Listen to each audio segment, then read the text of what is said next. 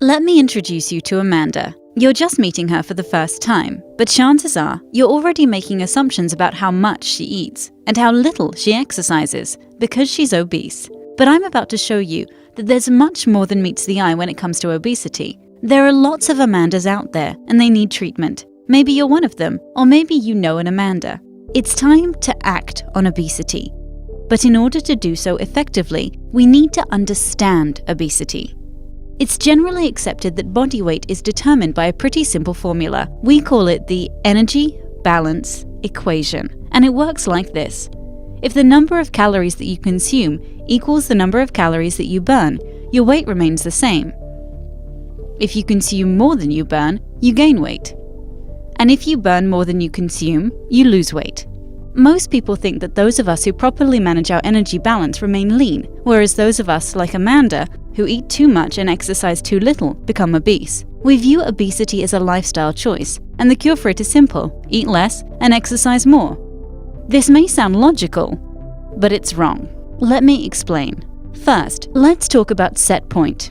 No, I'm not talking about the point in a tennis match when one player is about to beat the other. I'm talking about a theory that says that no matter what you consciously want your weight to be, your brain has its own sense of how much body fat it should have on board, and it has a complex system in place that very precisely regulates your energy intake and expenditure to keep you within a so-called set point range for body fat. So that whole energy balance equation, it's not something that you control voluntarily. Your brain regulates your calories in to your calories out for you.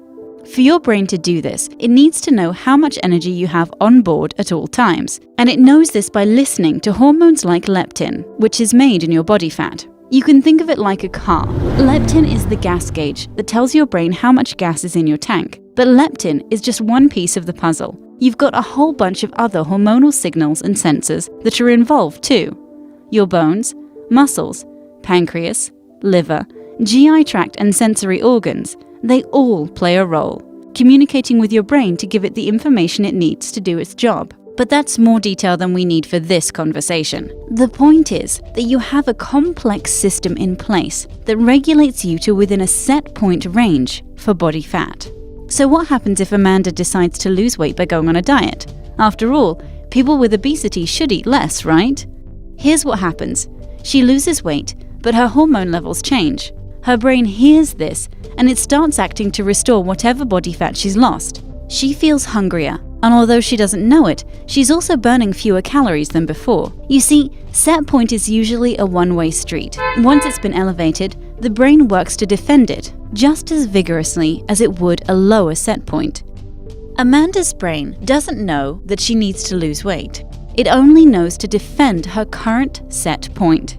Back to our car analogy. Amanda can't help but look for a gas station to refuel when she sees that her gas gauge is low. At the same time, she becomes more fuel efficient, burning less energy than before. This might explain why treating obesity with diet and exercise so often fails to produce the desired results. It's sort of like telling Amanda that she needs to be a more careful driver, when the real problem is that she needs a mechanic to fix her car. Okay, so if we've all got this complicated system in place that prevents us from losing weight, why doesn't it also protect us from gaining weight and developing obesity in the first place? How can we explain the obesity epidemic? Getting back to Amanda, why did she develop obesity? The answer is that it takes a perfect storm to cause an obesity epidemic like the one we're seeing now, and it's our modern environment that places us, and Amanda, directly in the path of that storm. While there's no single cause for the rising rate of obesity, changes to the chemical and nutrient content of our food, the so-called Western diet, a decrease in physical activity, increased levels of stress,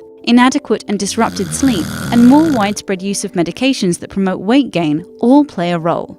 Our unique genetics and developmental histories cause each of us to respond differently to these elements of the modern environment, and some of us, like Amanda, respond by sending hormonal signals that elevate our set point for body fat. It's not that Amanda's system has stopped working, it's just that it's working to regulate her to a set point that's too high.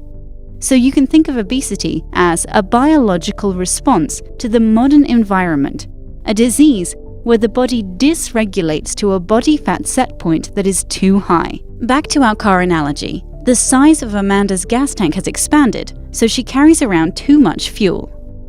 It's time to stop blaming Amanda for her obesity.